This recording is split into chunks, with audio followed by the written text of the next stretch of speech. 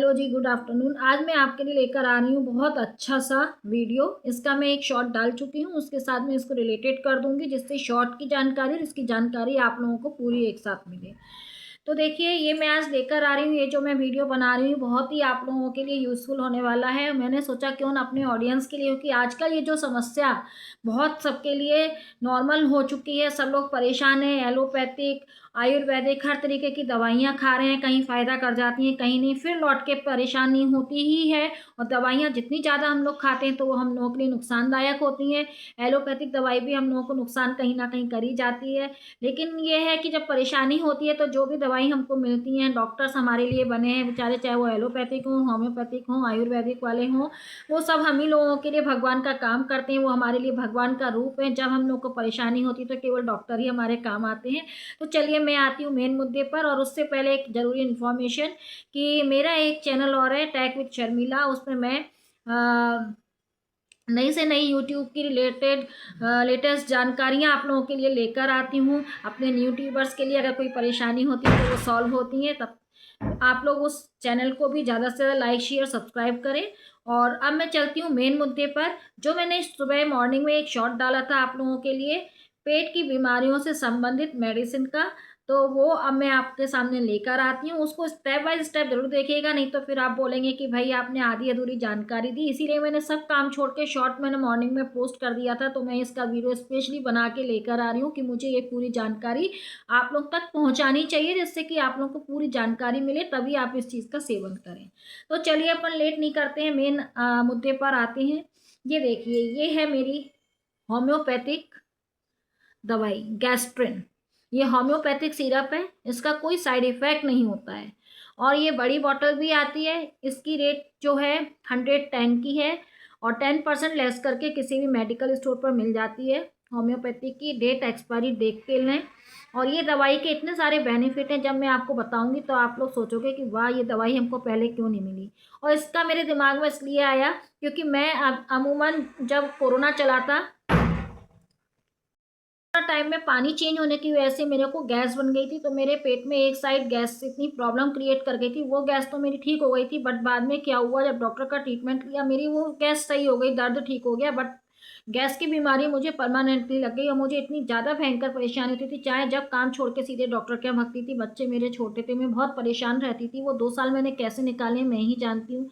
जगह जगह उसके लिए मैं भटकी हूँ, टेंशन में आ गई थी कि ये मुझे क्या हो गया है, वीकनेस आ गई थी, शरीर मेरा खराब हो गया था। तो बस मेरे को आज अचानक दिमाग में आया कि ऐसे आजकल बहुत सारे लोग हैं जिनको इस चीज़ की बहुत परेशानी होती है। और इस दवाई के बारे में मुझे किससे मालूम पड़ी, ये भी मैं आपको लास्ट में इस वीडियो में बताऊंगी। अंत तक बने रहिएगा, इसकी पूरी जानकारी लीजिएगा।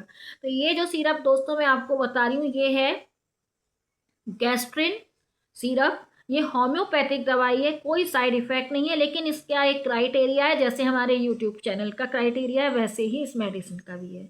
अगर आपको ये गले से लेके एब्डोमेन, निचले हिस्से तक पेट के कोई भी परेशानी है, आप इस दवाई का सेवन कर सकते हैं। इसका क्राइटेरिया क्या है ये मैं आपको बताऊंगी, कैसे इसको लेना है ये भी मैं आपको बताऊंगी, जिससे कि आपके पास आधी अधूरी जानकारी ना पहुंचे। तो चलिए फिर मैं आपको बताती हूँ इसके बारे में।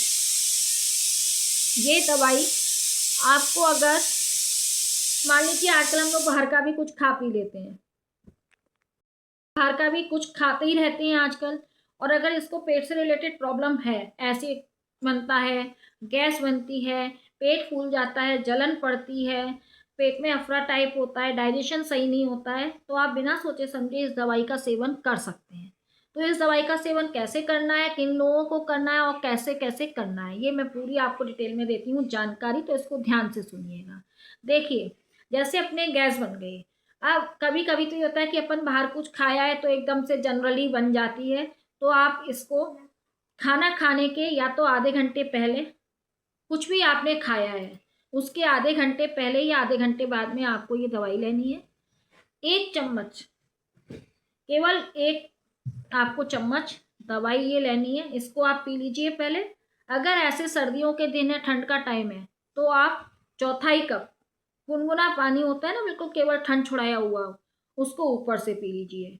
और अगर गर्मियों के दिन है, बारिश के दिन है, तो आप पानी नॉर्मल वाला जो हम लोग यूज करते हैं पीने के लिए, उस पानी को आप चौथाई कप इसकी 1 चम्मच के बाद ले लीजिए। दिन में आप इसको 3 बार ले सकते हैं, सुबह नाश्ते के बाद ले लीजिए, खाली पेट भी आप इसको ले सकते हैं, कोई मना नहीं है। बस इसका मेन क्राइटेरिया ये है कि खाना खाने या कोई भी चीज़ आपने खाई है उसके आधे घंटे पहले या आधे घंटे बाद इसको आप ले सकते हैं। तो एक एक चम्मच आप दिन में 3 बार लीजिए। और अगर आपको ज़्यादा गैस बन रही है, ज़्यादा परेशानी हो रही है, तो आप 3 दिन लीजिए लगातार। 3 दिन में आपकी ठीक हो जाती है, कोई बात नहीं, 3 टाइम लीजिए 3 दिन। उसके बाद भी अगर आपको लग रहा है तो वैसे भी हम लोग जब एलोपैथिक दवाइयाँ वगैरह खाते हैं तो 5 दिन की दवाई डॉक्टर साहब देते हैं, फिर बुलाते हैं 7 दिन की देते हैं। तो उसी तरीके से 3 दिन में आप बिल्कुल ठीक हो जाते हैं तो आपको लेने की ज़रूरत नहीं है।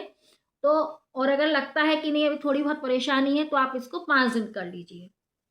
3 से 5 दिन में तो आपकी मतलब ये है, समझ लीजिए कि आपको परेशानी दूर हो जाएगी। मैं बहुत परेशान थी इस दवाई से, मुझे बहुत सहारा मिला। मैंने इतनी एलोपैथिक दवाइयाँ खाई थी, बहुत खाती थी डॉक्टरों के परामर्श पर, लेकिन खाते खाते भी परेशान हो जाते हैं। तो फिर मैंने जब ये दवाई मुझे मिली तो मेरे को ये सब दवाइयाँ खाने की फिर ज़रूरत नहीं पड़ी। और ये दवाई मैं हमेशा अपने घर में रखती हूँ, कभी होटल का खा लेती हूँ या बाहर खा आती हूँ तो मैं आके आधे घंटे के बाद इसको 1 चम्मच पी लेती हूँ, थोड़ा सा अपना पानी जो मैंने आपको बताया वो पी लेती हूँ। अच्छा, इसको किस किस को नहीं खाना, यूज़ नहीं करना, वो भी मैं बता देती हूँ या कैसे करना है।